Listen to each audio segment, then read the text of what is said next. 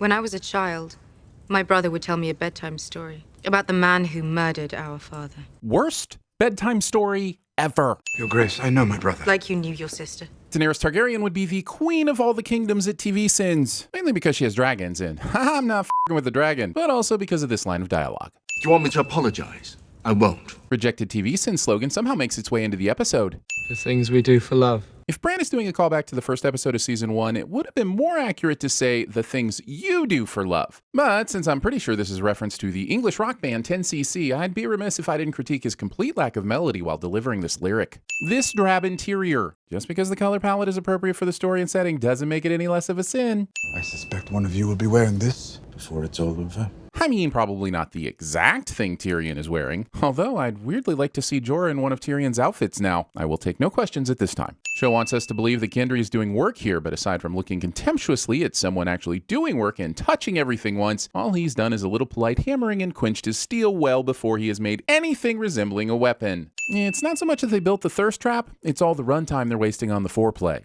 How many? Few. What are they like? Really bad. Even a Smith's apprentice can do better than really bad. Thank you, Arya. Thought I was going to have to send these non-answers. Death, that's what they're like. Never mind, I still do. I'm something else now. What is when your character has a long and interesting multi-season arc that seems to be setting you up for a huge payoff, but ultimately the most memorable things you do are giving someone a life-changing seizure and telling your cousin that he's banging his aunt? This guy's wearing a backpack. Not a pack fastened to his back, just a modern-day backpack. Together again. Episode reminds us we never got a Jaime and Tyrion spin-off sitcom where they're forced to be roommates because of the new tax laws passed in Bravos. But this sparks an idea to form a band, and they get to play sets at the local bar where they meet an unruly but funnily group of assholes. Public displays of saliva. Was she lying about the baby too? The young in the Game of Throneless. Girl's mouth around my... All right, I'll admit this is a line we all laughed at in season 1, but the show acts like this is a catchphrase and not something he said to get out of a jam that one time. I'm sure I'll feel some satisfaction denying her that pleasure. Schadenfreude. I came to Winterfell because I'm not the fighter I used to be. Because he's the man with the golden hand. When I heard you'd named Tyrion your hand, it broke my heart. Game of skips. I was hoping we could speak alone. It's not only that I hate how much this episode is made up of long-winded conversations, it's also that I hate how much every conversation's trying to set up something instead of giving us any kind of closure on the multitude of storylines that are finally converging. Now I'm here, half a world away. And this reminds me, this show has done a piss poor job of explaining the size of this Dyson sphere. I'm here because I love your brother. Aw, ew. Then I survived the Battle of the Bastards. Reminding me that I'd much rather be rolling commercials on that episode instead of watching this one. Which way should I go? Either this is a heavy-handed reference to Shireen Baratheon, or the show thinks Sir Davos is incapable of being an empathetic father figure to children without facial scars. All right, I'll defend the crypt then. Show has 4 episodes left after this one, and it's wasting precious time on scenes like this. I get why fans complained, but I think they may have been complaining about the wrong things. Oh wow, we're getting a heartfelt reunion of, you know, these people. Why are there so many names to keep up with? We have limited mental space here. My friend has 5 kids, and he gave up on remembering their names after child 3.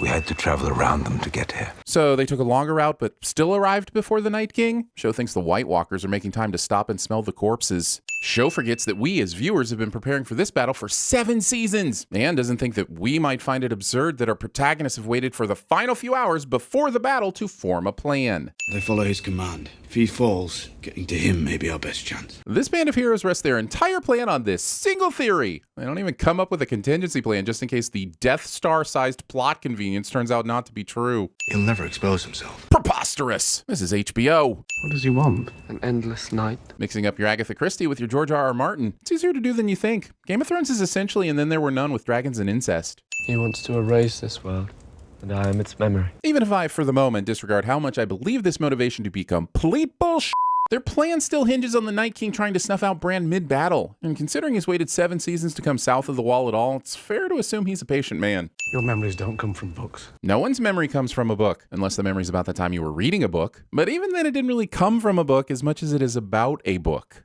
If I wanted to erase the world of men, I'd start with you. Is that a compliment? I took this castle from you. Let me defend you now. Using the reason someone shouldn't trust you is the reason that they should trust you. Survive the fist of the first men. The 3rd, 4th, and 5th men are when it really becomes a test of wills. It wasn't so simple. I was sleeping with my sister, and you had one friend in the world who was sleeping with his sister. This might be the most up explanation of simplicity in the history of TV and film. But Nikolai Coster-Waldau pulls it off so beautifully, I think he deserves a tip of the Sin Hat. You want some of this piss? Thank you, my lord. I don't think that's wise. Getting grog blocked. That's how I got so strong. Giant's milk. Tormund is the best part of this episode. But also, Tormund is the best part of this episode. Come on, Tormund, you've got to turn the horn 90 degrees when you get to the bottom, or the air bubbles will rise and cause the contents to spill out. Someone didn't study their beer fest. I think we might live. You still might, but you'd have had a better shot at survival if you'd stopped seeing who can get alcohol poisoning the fastest a few hours before the battle commences. But you do you, Winterfell defenders. Women can't be knights. Why not? Tradition. Tradition. Seriously, how is f***ing Tormund the voice of logic in this episode?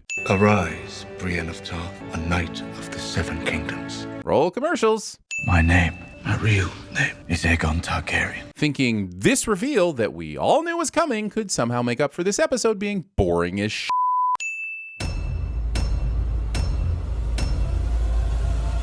Will you shut up?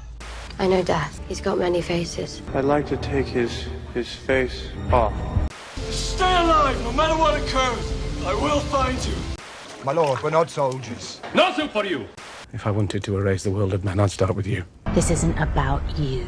I stole a considerable number of books from the Citadel Library, survived the Fist of the First Men. You want me on that wall. You need me on that wall. We lost a client. There are lesser fishing lodges. No repercussions from Lewiston? I'm Danny Crane. Whoremongering is still an option for you. Would that? It were so simple. What do we have here? What's up, Nard? My nipples. It's freezing out there.